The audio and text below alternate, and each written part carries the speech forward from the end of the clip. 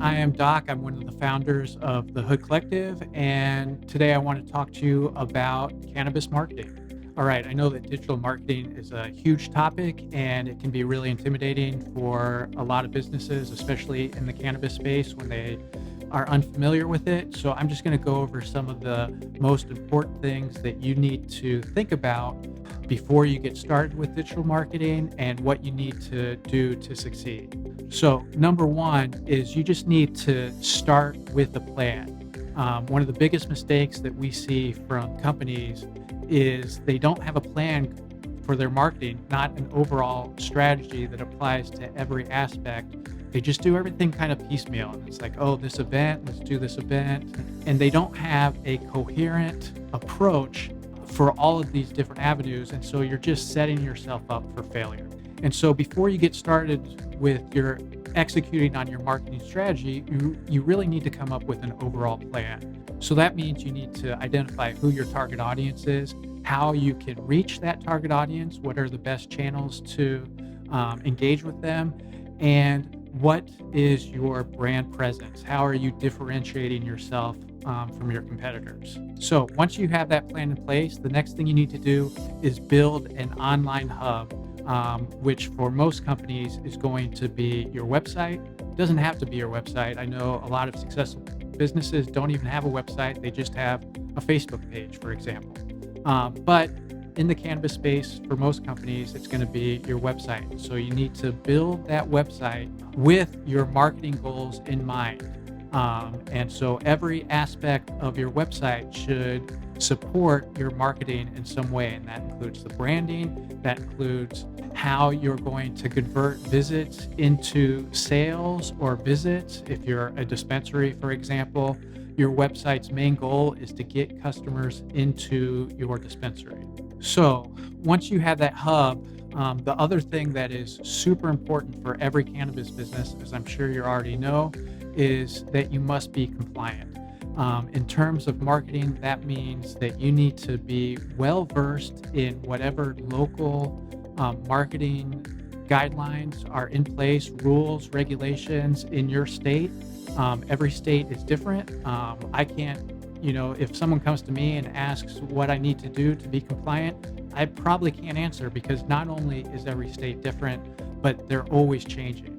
And so it's up to you, or better yet, hire a compliance officer to be in charge of overseeing that all of your marketing materials are compliant. But there are a few broad strokes that usually apply everywhere, and that includes never advertise by making false claims or misleading statements, and never market yourself in a way that will be appealing to minors.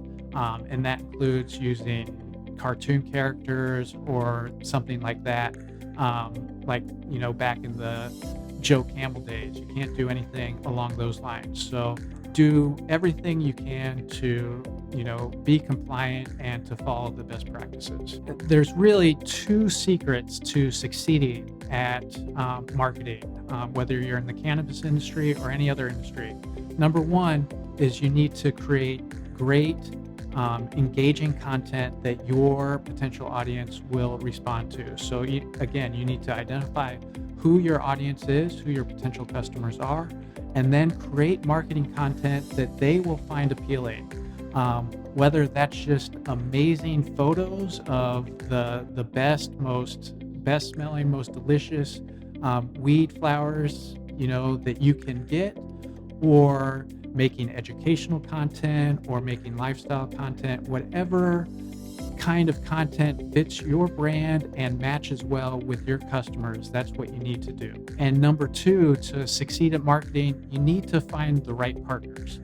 And what I mean by that is, for example, if you're a dispensary, don't just try to do all your marketing yourself.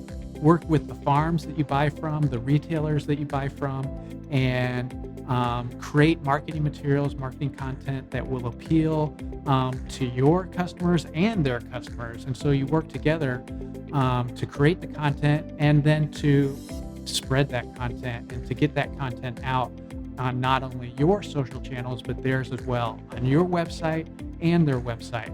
And so then you're creating a multiplier effect. Another strategy a lot of people use is to partner up with influencers in your industry, in your area, that are popular. And so, maybe you send them free products, or you hire them to talk about your store or whatever it is. That again attracts more attention besides just your immediate audience. No cannabis marketing strategy is complete without social media. And so it's really important that your business is using the social media platforms that are appropriate to it. In the cannabis industry, that's most likely going to be Instagram, but also a lot of businesses are doing well on Facebook or LinkedIn. And that kind of depends on where you're positioned in the industry. But really, in this day and age, in 2022, there is no excuse for you not to be capitalizing on social media to its fullest extent. And finally, once you have your plan in place, you're creating the content, you know how you're getting it out to your audience, the last ingredient is analytics. You need to keep careful track of what is working and what isn't and adjust accordingly. So I said before, you had to have a plan. You need to stick with that plan. But part of the plan is to identify what is working or what is not working and adjust accordingly, pivot. A lot of people do A and B marketing, and we'll have a full video on that later. But there's a lot of different things you can do just by looking at when your audience is on social media or where people are located that are visiting your website.